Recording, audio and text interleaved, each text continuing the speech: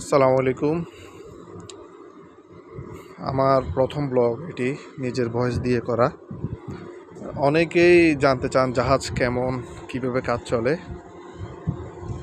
তো আজকে আমাদের কাজ বন্ধ আছে, কারণটা হলো লাইটার নাই।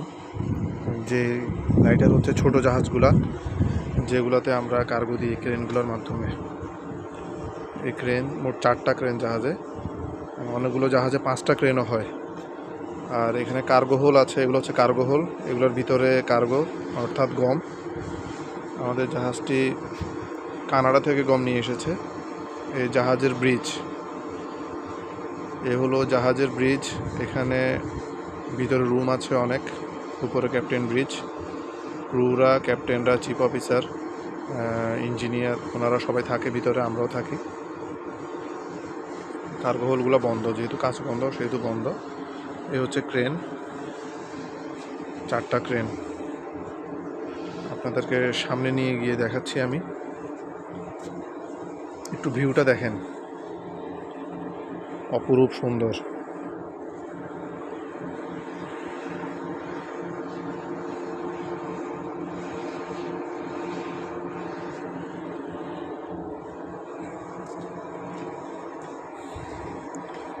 এই ক্রেনের মাধ্যমে, ওই সামনে গ্রেপ দেখা যাচ্ছে, এই ক্রেনের মাধ্যমে গ্রেপ দিয়ে কার্গো দেয়া হয়।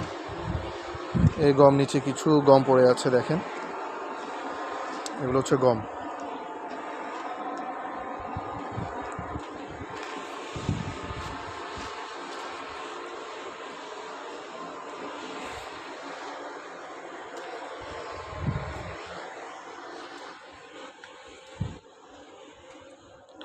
এগুলো হচ্ছে বিভিন্ন কিছুর তেলের পাইপ, তারপরে একটা আছে বাতাসের পাইপ, তারপর হাইড্রোলিকের পাইপ, তারপরে পানির পাইপ।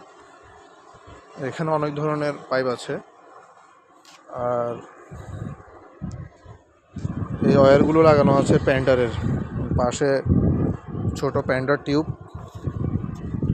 এই যে প্যান্টার টিউব, এগুলো দেয় মূলত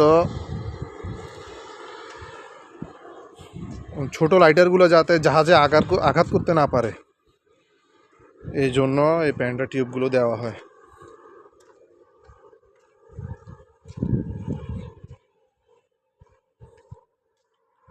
গম দেখেন,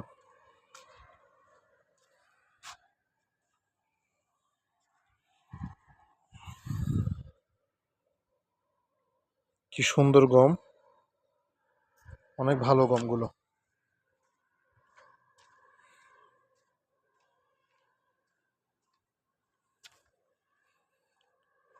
এই চট্টগ্রাম বন্দরে অটোগ্রাফ হচ্ছে এগুলো।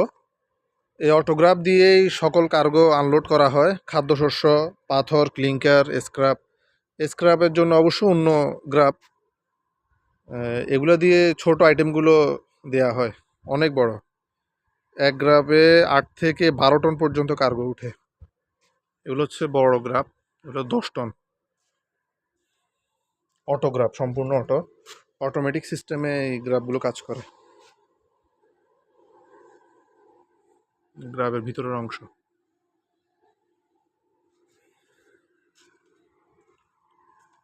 ঠিক আছে, আরেকটি ভিডিও করব অন্য কোনো আইটেম দিয়ে।